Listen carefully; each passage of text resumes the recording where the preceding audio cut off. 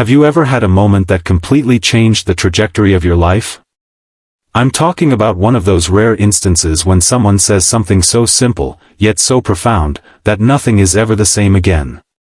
That's what happened to me 3 years ago, standing in my kitchen with pasta sauce splattered on my shirt, my daughter's homework spread across the counter, and my best friend's sister looking at me with those expectant eyes. "Wanna go out?" she asked. My answer? Well, if you stay until the end of this video, you'll understand why it shocked everyone who knew us. If you're new here, hit that subscribe button and give this video a like. Trust me, this story is worth your time, and I share new life-changing moments every week. My name is Daniel Harper, and 4 years ago, I became a single dad to my daughter Emma when my wife Lisa lost her battle with cancer. Emma was only 7 at the time, and suddenly, I was navigating a world I wasn't prepared for: school lunches, hair braiding, and trying to answer questions about life that I barely understood myself. I was a construction project manager who could oversee the building of a shopping mall, but I had no idea how to help with second-grade math homework or what to do when Emma came home crying because some girl said her shoes were from last season. My lifeline during those first few months was my best friend since college, Mark Stevens. When Lisa was diagnosed, Mark was the first person at our door with groceries and a shoulder to lean on. After she passed, he practically moved in for 2 weeks, making sure Emma and I ate something other than cereal for dinner. He knew when to talk, when to listen, and when to just sit in silence while I tried to figure out how to breathe again. Most importantly, he knew how to make Emma laugh at a time when I thought none of us would ever feel joy again. "You're doing great, Danny," he'd tell me, though we both knew I was barely hanging on. "One day at a time, brother. One day at a time." I didn't meet Mark's younger sister, Olivia, until Lisa's funeral. She lived across the country pursuing her doctorate in child psychology, but flew back immediately when Mark called her. At the service, she hugged me tightly and whispered, "Lisa talked about you all the time when we'd chat online. She was so proud of the family you built together." I remember nodding, unable to speak through the knot in my throat. Olivia then knelt down to Emma's level, introduced herself, and somehow got my daughter to smile for the first time in days by talking about the constellation patterns on Emma's dress. After the funeral, Olivia returned to her life on the East Coast, and Emma and I tried to create some semblance of normalcy in ours. The first year was the hardest. I'd wake up reaching for Lisa, only to find her side of the bed cold and empty. Emma would draw family pictures at school with a ghostly figure she labeled "Mommy in Heaven," which led to concerned calls from her teacher. There were moments I'd lock myself in the bathroom just to cry where Emma couldn't see me, convinced I was failing at the one job that mattered most. Mark remained our constant. Every Sunday, he'd come over for dinner, bringing board games or a new movie to watch. He never mentioned the dust collecting on the shelves or the laundry piling up. Instead, he'd quietly load the dishwasher while I helped Emma with her reading, or he'd take her to the park so I could have an hour alone to simply breathe. Without him, I'm not sure we would have survived that first year. It was during the second year that Olivia began to appear more frequently in our lives. She'd finished her doctorate and taken a position at the university in our city. "It just felt like the right time for a change," she explained when I expressed surprise at her move. Plus, I missed my big brother.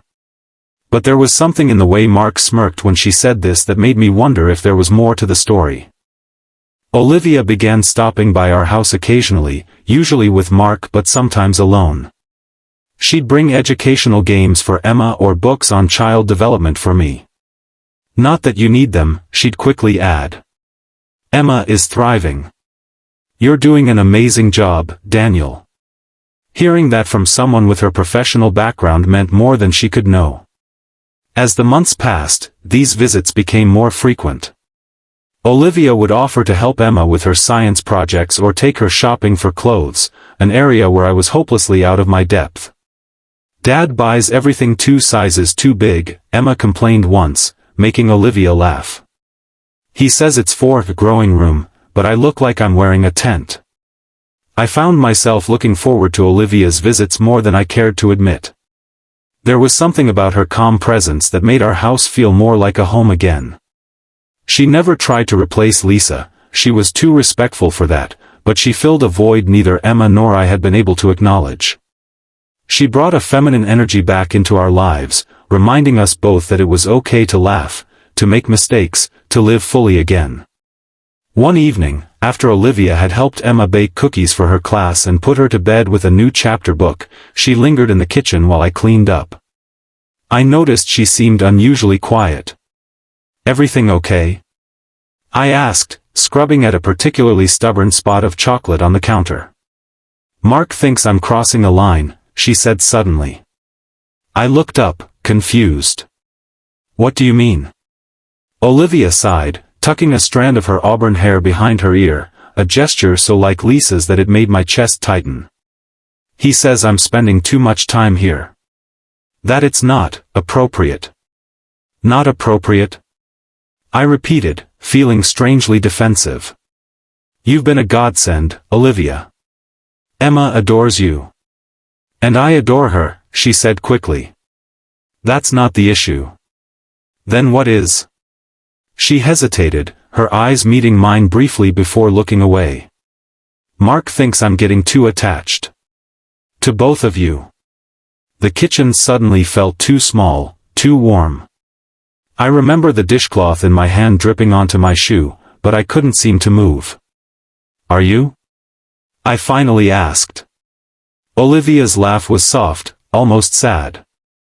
Would it be terrible if I said yes? Something shifted between us in that moment, a boundary neither of us had acknowledged was suddenly visible, and we were standing on opposite sides of it. I had been a husband for over 10 years, a widower for 2. The idea of being anything else seemed impossible, disloyal somehow.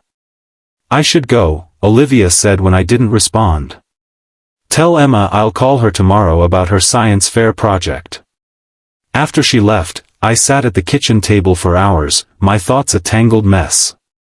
Part of me felt guilty for even entertaining the possibility of feelings for someone who wasn't Lisa. Another part felt terrified at the prospect of opening my heart again, risking the kind of loss that had nearly destroyed me once already. And there was Emma to consider. How would she feel about her father having feelings for anyone, let alone her Uncle Mark's sister? The next day, I confronted Mark during our lunch break at work. "You told Olivia to back off?" I demanded, my tone sharper than I intended. Mark set down his sandwich with a sigh. "I told her to be careful." "There's a difference." "Careful about what?" "Being kind to a grieving family?" "Danny," Mark said, using the nickname only he was allowed to call me, "you know it's more than that. Liv hasn't had a serious relationship in years. She moved here for a reason, and it wasn't just for the job." The implication hung between us. "She moved here for me?" I asked, incredulous.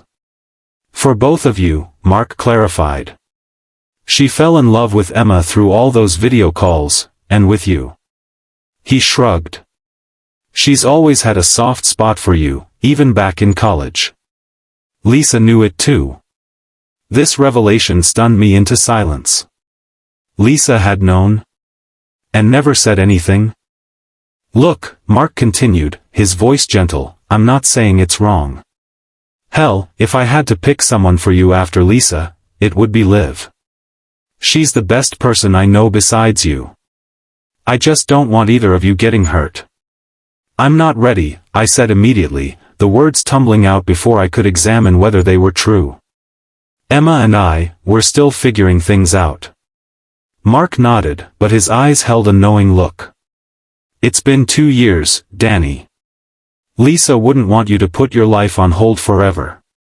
That conversation with Mark opened a floodgate of emotions I'd been suppressing. That night, after Emma was asleep, I found myself sitting in front of Lisa's picture on the mantel. "What should I do?" I whispered, as if she could somehow answer. "Is it too soon? Is it disrespectful to what we had?" The silence that followed wasn't filled with any divine guidance, just the ticking of the clock and the distant sound of the neighbor's dog barking. But somehow, in that ordinary moment, I felt a weight lift. Lisa was gone. No amount of loyalty to her memory would bring her back. And the truth was, she had always been the more practical one in our relationship. I could almost hear her voice, "Daniel Harper, don't you dare use me as an excuse to hide from living." Over the next few weeks, I found myself watching Olivia more closely when she came over. The way she listened intently to Emma's stories, no matter how rambling. How she never entered our house without bringing something thoughtful, fresh flowers for the table, a new book she thought I'd enjoy, art supplies for Emma. The gentle way she corrected without criticizing, whether it was Emma's homework or my attempt at making risotto. I realized with startling clarity that I was attracted to her, not because she reminded me of Lisa, but because she was entirely herself. Where Lisa had been spontaneous and dreamy, Olivia was grounded and methodical. Lisa filled rooms with her laughter, Olivia created space for others to shine. They were different women who shared only one quality, the capacity to see the best in me, even when I couldn't see it myself. The realization terrified me. Opening myself to these feelings meant acknowledging that life was continuing beyond Lisa's death, that I was continuing. It felt like a betrayal, not just of Lisa but of the grief that had defined me for so long. Who was Daniel Harper if not the devoted husband mourning his beloved wife? Emma, with her 10-year-old wisdom, was the one who finally pushed me forward. She found me one evening staring at my phone, debating whether to text Olivia about joining us for dinner. "Just call her already, Dad," she said, rolling her eyes in that preteen way she'd recently perfected.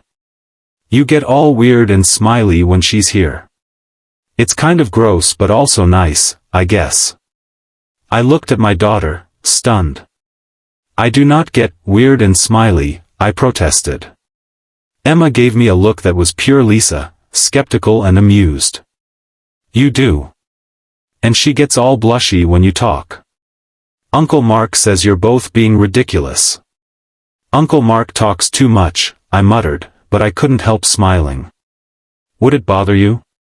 If Olivia and if we spent more time together?" Emma considered this with surprising seriousness. "Mom's not coming back," she said finally, her voice small but steady. "I know that now. And Olivia doesn't try to be Mom. She's just Olivia. I like her being Olivia." Out of the mouths of babes. In her simple wisdom, Emma had cut through all my complicated adult fears and hesitations. Olivia wasn't trying to replace Lisa. None of us were trying to erase the past. We were just people, navigating the present as best we could. The next day was a Saturday. Emma had a sleepover at her friend's house, and I found myself alone in our too-quiet home. Without overthinking it, I texted Olivia, "Emma's gone for the night. Want to come over for dinner? Just us." Her response came quickly, "I'll bring dessert. 7 okay?" That evening, I put more effort into dinner than I had in years, marinating steaks, roasting vegetables, setting the table with the good plates that usually only came out for holidays. I even changed my shirt twice, settling on a blue button-down that Lisa had always said brought out my eyes. The thought of her approval, rather than making me feel guilty, gave me a strange sense of peace. Olivia arrived exactly at 7, holding a bakery box and a bottle of wine. She dressed up too, a simple green dress that made her eyes look like sea glass. We stood in the doorway for a moment, both suddenly shy in a way we'd never been before. "You look beautiful," I said finally, the words feeling rusty in my mouth. How long had it been since I'd complimented a woman this way? Olivia's smile was radiant. "You clean up pretty well yourself, Daniel Harper." Dinner was simultaneously the most awkward and most comfortable meal I'd had in years. We talked about everything and nothing, her work at the university, my latest construction project, Emma's obsession with marine biology. But underneath the ordinary conversation ran a current of something new and exhilarating.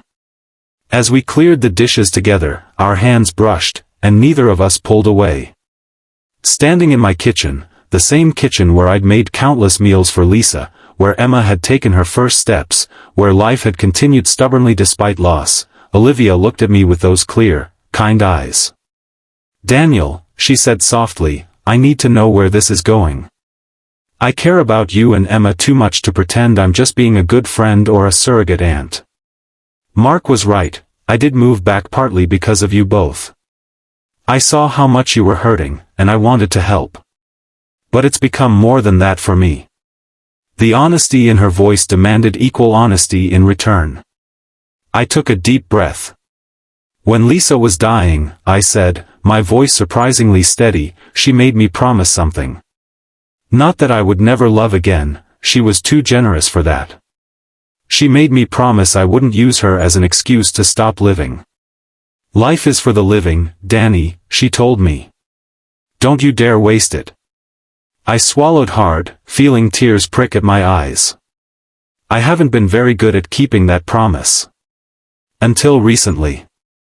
Olivia waited, patient as always, giving me space to find the words. "I don't know exactly where this is going," I admitted. "I'm rusty at everything. Dating, opening up, being vulnerable. But I do know that when you're not here, I'm counting the hours until you might be. And when you are here, everything feels right in a way it hasn't for a long time." Her smile was small but genuine. "That's a good start." We moved to the living room with our wine glasses, sitting closer on the couch than we ever had before. The conversation flowed more easily now that the unspoken had been acknowledged. We talked about our fears, mine of dishonoring Lisa's memory or disrupting Emma's healing, hers of overstepping or not measuring up to the idealized memory of a woman she'd only met a few times. "I'm not trying to replace her," Olivia said earnestly. "I couldn't even if I wanted to." "I know," I assured her. "That's one of the reasons I stopped, not quite ready to name the feelings taking shape between us." Olivia smiled, understanding what I couldn't yet say. "Me too, Daniel. Me too." When she left that night, I walked her to her car. Standing in my driveway under a sky full of stars, I felt a moment of perfect clarity. I was still Daniel Harper, still Emma's father, still the man who had loved Lisa with his whole heart. But I was also a man still capable of growth, of change, of new beginnings. "Olivia," I said, my voice barely above a whisper, "would you like to go out sometime? A proper date, not just dinner at my house." She looked up at me, her expression serious. "Are you sure you're ready for that?" It was the question I'd been asking myself for months. Standing there in the gentle spring night, I finally knew the answer. "No," I said honestly. "I'm not sure. But I'm ready to try." Her laugh was soft as she stepped closer. "That's the best answer you could have given." When she kissed me, it wasn't like fireworks or electricity or any of those clichés. It was simpler than that, and more profound, like coming home to a place I'd never been before but somehow recognized. Different from any kiss I'd shared with Lisa, but no less real, no less important. Telling Emma about our decision to date officially was its own challenge.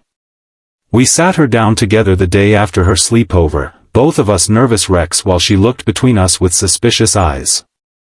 "Are you guys getting married or something?" she asked bluntly. "No," we both exclaimed, then looked at each other and laughed nervously. "We're just going to spend some time together," I explained. "Like adults do when they like each other." Emma considered this, twirling a strand of her hair, another gesture so like her mother's that it made my heart contract. "So you'll go on dates and stuff?" "Yes," Olivia answered. "But nothing has to change with you and me, Emma. I'll still help with your science projects and take you shopping. And your dad will always be your dad first." Emma nodded, absorbing this. Then she asked the question I'd been dreading, "Do you think Mom would be mad?" I felt tears prick my eyes as I reached for my daughter's hand. "No, sweetheart. I think she would want us all to be happy. Remember how she always said life was an adventure? And adventures aren't supposed to stop," Emma finished, reciting Lisa's favorite saying. Exactly, I said, my throat tight. Mom's adventure had to end sooner than any of us wanted. But she would want our adventures to continue. Emma thought about this for a long moment, then nodded decisively. Okay. But I have conditions. Olivia raised an eyebrow. Conditions? First, Emma said, holding up a finger, you guys can't get all mushy in public. It's embarrassing. I bit back a smile. Noted. Second, we still have taco night on Tuesdays. That's our tradition. I would never mess with taco night, Olivia said solemnly. And third, Emma continued, her voice softening, we still talk about Mom. We still look at pictures and remember her. She doesn't just disappear because you're here now. Olivia reached across the table and took Emma's other hand. I promise, Emma. Your mom will always be a part of this family. I would never want to change that. Emma looked between us, then nodded, seemingly satisfied. Okay then. Can I go call Maddie now? I need to tell her about the sleepover. And just like that, in the uncomplicated way of children, Emma accepted the new shape our lives were taking. The next few months were a learning experience for all of us. Olivia and I navigated the awkwardness of dating in our late 30s with a child as our constant chaperone. We had our first argument when I forgot an important dinner with her colleagues because of Emma's last-minute school project. We had our first holiday together, a Memorial Day weekend at Mark's Lake House, where we sat around a bonfire and shared stories late into the night while Emma slept inside. There were difficult moments too. The first time Olivia stayed overnight, Emma had a nightmare and came looking for me, only to find Olivia in my bed. The confusion and hurt in her eyes left me feeling like I'd betrayed something sacred. It took days of careful conversations, and ultimately a heart-to-heart between Emma and Olivia without me present, to restore the equilibrium in our household. Mark remained our steadfast supporter, though he never missed an opportunity to remind me that he'd called it from the beginning. I saw the way she looked at you at Lisa's funeral, he told me once over beers in the backyard. It wasn't appropriate to mention then, but there was something there even in that terrible moment. The most surprising support came from Lisa's parents. When I finally worked up the courage to tell them I was dating again, dating Olivia specifically, her mother Martha reached across the table at the restaurant where we were having lunch and squeezed my hand. Lisa told me once, long before she got sick, that if anything ever happened to her, she hoped you'd find someone kind to love you and Emma, Martha said, tears in her eyes. She said, Mom, promise me you won't let Danny turn into a shrine keeper. We didn't know what to make of it at the time, she was so young, so healthy. But that was Lisa, always thinking ahead. Hearing those words was like receiving permission from Lisa herself. The last lingering threads of guilt I'd been carrying began to unravel. As our one-year dating anniversary approached, I found myself thinking about the future in a way I hadn't dared to for a long time. Olivia had become an integral part of our lives. She still maintained her own apartment across town, but she spent most nights at our house. Emma now went to her with questions about growing up that made me break out in a cold sweat. We'd developed our own rhythms, our own inside jokes, our own traditions alongside the ones Emma and I had preserved from our life with Lisa. One evening, as Olivia and Emma made dinner together, Emma insisting on trying a recipe from a cooking show they both loved, I stood in the doorway watching them. They moved around each other with easy familiarity, debating the right amount of garlic, laughing when Emma accidentally flipped a piece of chicken onto the floor. In that ordinary moment, I felt a certainty settle over me like a mantle. This was what Lisa had wanted for us. Not for us to stop living when she did, but to find a new way forward. To build something different but equally precious from the ashes of our loss. That weekend, I took Emma to the jewelry store while Olivia was at a conference. What do you think? I asked, showing her the ring I'd selected, a sapphire surrounded by smaller diamonds, nothing like the traditional solitaire I'd given Lisa. Emma studied it critically, then nodded. It's very Olivia. Not too flashy, but still pretty. And how would you feel if I asked her to marry me, to be part of our family officially? Emma looked up at me, her eyes, so like her mother's, serious and thoughtful. She already is part of our family, Dad. The ring just makes it so everyone else knows too. From the mouths of babes, indeed. I proposed on a Tuesday, breaking Emma's no mushiness rule by arranging for Mark to take her for the evening so Olivia and I could have dinner alone. I'd planned an elaborate speech, rehearsing it for days in my car during my commute, but when the moment came, Olivia sitting across from me in the restaurant where we'd had our first official date, all my carefully prepared words fled. I never thought I'd get a second chance at love, I said simply, taking her hand across the table. I thought that part of my life was over. But you walked into our broken little family and showed us that hearts can heal, that joy can return, that life really is for the living. Tears were already forming in Olivia's eyes as I pulled out the ring box. Olivia Stevens, would you do me the extraordinary honor of becoming my wife, Emma's stepmother, and our family's new beginning? Her yes was immediate and certain, followed by tears and laughter and the applause of nearby diners who had witnessed the moment. Later that night, we called Emma from the restaurant, and her excited squeal was so loud that Olivia had to hold the phone away from her ear. We were married 6 months later in a small ceremony in my backyard, the same backyard where Emma had taken her first steps, where Lisa and I had hosted countless barbecues, where life had continued to unfold even after loss. Emma was our maid of honor, Mark our best man. Lisa's parents sat in the front row, Martha dabbing at her eyes throughout the ceremony. During the vows, Olivia surprised me by addressing Emma directly. Emma, I'm not just marrying your father today.